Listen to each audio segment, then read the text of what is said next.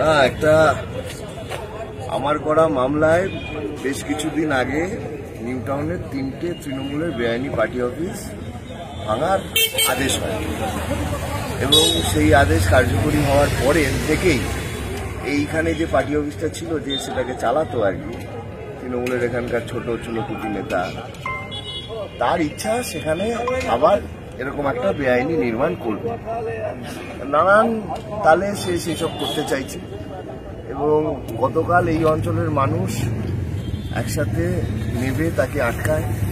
তিনি একটা পুজো করবে বলে একটা মন্দির তৈরি করবে, এই হচ্ছে ব্যাপার। পরবর্তীতে এনকেডিএর হস্তক্ষেপে, নিউ টাউন থানার হস্তক্ষেপে এটা স্থির হয় যে পুজো তিনি করতে পারেন, কিন্তু কোনো স্থায়ী কাঠামো বা নির্মাণ করা যাবে না।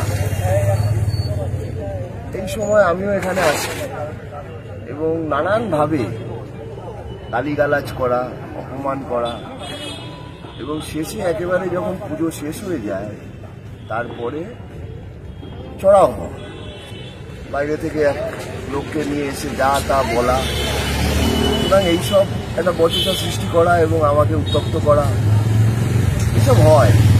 এবং এই কোনো বিষয়টাই খুব বড় নয়, কিন্তু আমি বলছি যে আমি নিউ টাউনে বেআইনি নির্মাণের বিরুদ্ধে, সেটা পার্টি অফিস হোক অন্য কোনো কিছু। আমি হাইকোর্টে মামলা করেছি এবং সেই মামলায় আমার পক্ষে রায় এসেছে। হাইকোর্ট বলেছে যে তৃণমূল হোক অন্য কোনো রাজনৈতিক দল হোক, তাদের কোনো নির্মাণ, বেআইনি নির্মাণ নিউ টাউনের মতন একটা পরিকল্পিত শহরে থাকবে না। এই জন্য যদি আমার উপরে রাগ হয়, আক্রোশ হয়, আমাকে টার্গেট করার ইচ্ছে থাকে, তাহলে তারা আমাকে আরো টার্গেট করে যেতে পারে। কিন্তু নিউ টাউনে বেআইনি নির্মাণের বিরুদ্ধে আমি ছিলাম, আমি আছি এবং আমি থাকব। এবং এই শহরের সাধারণ মানুষ তারাও এই দাবির সঙ্গে জোট বাঁধছে, তাদেরও এইটাই দাবি। তো এখানে কোন নেতা, আমার নেতার নামটা কি? এখানে অনুপম বলে এইখানে এক মেম্বার আছে, তো তার উদ্যোগেই এই পার্টি অফিসটা চলতো। অনুপম তো বিষয় নয়, বিষয় হচ্ছে তারা যাদের অনুপ্রেরণায় চলে আর কি। অঞ্চলের এমএলএ আছে, এমএলএর মাথার উপরে মুখ্যমন্ত্রী আছেন, সবই তো অনুপ্রেরণায় চলে। সুতরাং যা দেখছে, যা শুনছে তাই করছে। সরকারি জমি মানে তৃণমূলের বাবার জমি, দলিলবিহীন বাবার জমি, দলিল লাগে না সরকারি জমি মানে।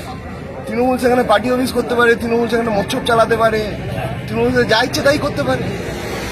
সুতরাং এটা তো শুধু এইখানকার বিষয় না, সারা পশ্চিমবাংলা এই জিনিস করছে এবং এটা মমতা বন্দ্যোপাধ্যায় অনুপ্রেরণা করছে। এই অঞ্চলে জমি দখল শুধু নিউ টাউন শহরে তো হচ্ছে না, পুকুর ভরাট হচ্ছে।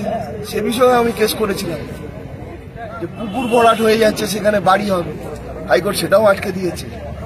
অসংখ্য বেআইনি নির্মাণ এই নিউ টাউন শহরকে ঘিরে বিধাননগর পৌর নিগমের যে ওয়ার্ডগুলো রয়েছে সেখানে ঘটে চলেছে এবং এই কোনোটাই তৃণমূলের একেবারে সরাসরি হস্তক্ষেপ ছাড়া এগুলো কোনোটাই ঘটছে না। এগুলো ঘটছেও তৃণমূলের দ্বারা এবং এর থেকে বেনিফিটেডও হচ্ছে ইকোনমিক্যালি তৃণমূল, এবং বিপদে পড়ছে সাধারণ মানুষ, সাধারণ বাসিন্দারা।